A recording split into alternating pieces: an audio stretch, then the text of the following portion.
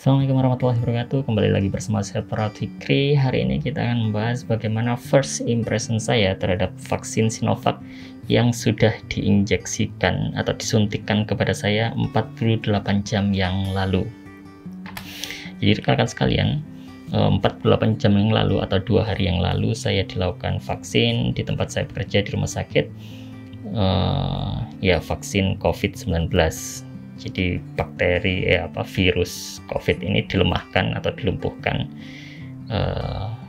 dan dimasukkan ke dalam tubuh saya. Fungsinya adalah untuk merangsang imunitas saya supaya belajar dari virus tersebut, akhirnya mendapatkan kekebalan. Nah, sebelum kita masuk bagaimana rasanya atau gejala yang ditimbulkan setelah disuntik Sinovac, saya akan beritahu beberapa hal terkait vaksin ini.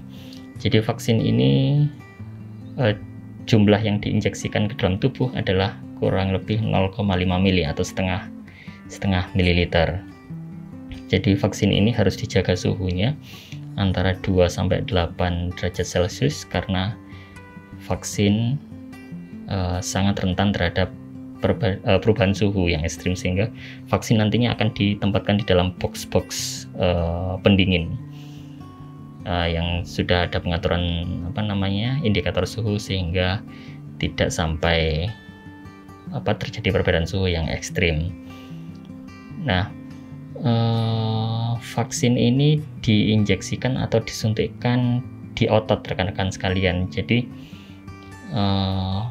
makanya sudut suntikannya adalah tegak lurus dan masuk ke dalam otot. Nah, memang bisa semua otot diinjeksikan, tapi yang paling mudah adalah otot lengan. Otot lengan saya kemarin disuntik di lengan sebelah kiri, dan 12 hari kemudian nanti saya akan diulangi lagi di sebelah kanan supaya ada proses penyembuhan di sebelah kiri. Jadi vaksin ini diinjeksikan 2 kali di otot. Nah, seperti injeksi pada otot lainnya, memang rasanya nyerinya itu berbeda daripada injeksi yang dimasukkan melalui pembuluh darah atau vena. Kalau pembuluh darah atau vena, nyerinya ya beberapa saat itu kemudian akan reda, tetapi injeksi yang dimasukkan di dalam otot biasanya nyerinya akan bertahan lebih lama. Karena otot itu kan benda padat, dimasukkan di dalam otot sehingga otot itu akan merenggang ketika cairan itu ada di dalam. Nah, sambil menunggu cairan vaksin itu diserap, nah nyerinya akan bertahan sampai vaksin itu diserap. Tuh. Nah, bagaimana rasanya saya setelah 48 jam disuntik vaksin ini? Rasanya tidak ada perbedaan, saya bisa aktivitas seperti biasa. Jadi rekan-rekan sekalian, 2 hari yang lalu ketika saya setelah divaksin, memang saya langsung menjadi petugas yang melakukan vaksin kepada rekan-rekan saya yang lain. Jadi sekitar 600-700 orang petugas kesehatan divaksin di rumah sakit kami. Memang tidak saya sendiri yang melakukan vaksin 600-700 orang, tetapi intinya adalah setelah saya divaksin, saya mampu melakukan aktivitas seperti orang normal. Tapi yaitu memang rasa nyerinya, kalau orang Jawa itu namanya kemeng ya, kemeng. Jadi bukan nyeri yang hebat, tapi nyeri ringan sedang yang bertahan cukup lama. Namun masih bisa digunakan untuk aktivitas. Nah, memang berbeda orang memiliki reaksi yang berbeda-beda. Jadi ada yang 10 menit, 15 menit sudah mulai reda nyerinya. Ada yang sampai 30 menit, 1 jam, 2 jam, bahkan ada yang sampai 1 hari terasa nyerinya. Jadi berbeda orang, berbeda respon.